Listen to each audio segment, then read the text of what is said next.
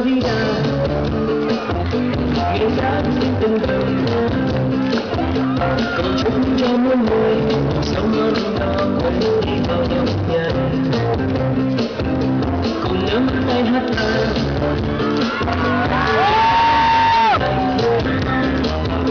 Cầu chúc cho mỗi người hạnh phúc bên mà trong hương bay con nhà.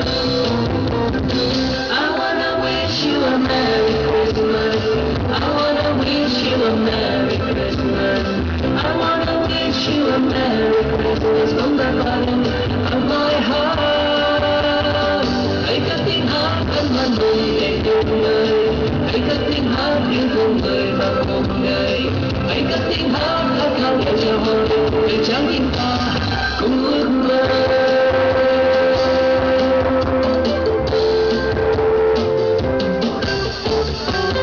Feliz Navidad, ngày Giáng sinh tình cờ,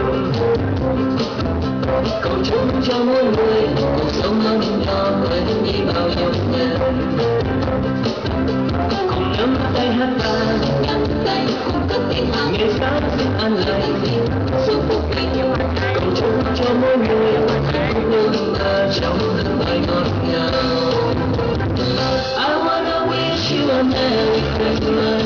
I wanna wish you a Merry Christmas. I wanna wish you a Merry Christmas from the bottom of my heart. Hãy cất tiếng hát ân hoan mừng ngày thương người.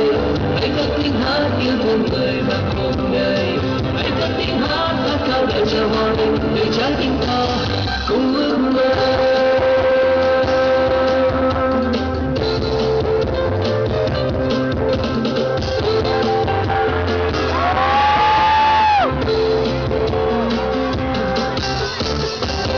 Feliz Navidad, ngày Giáng sinh tình cờ, cầu chúc cho mỗi người cuộc sống ấm no quên đi bao nhọc nhằn, cùng nắm tay hát ca, ngày Giáng sinh an lành, cầu chúc cho mỗi người hạnh phúc nhưng mà trong hương bay ngọt ngào.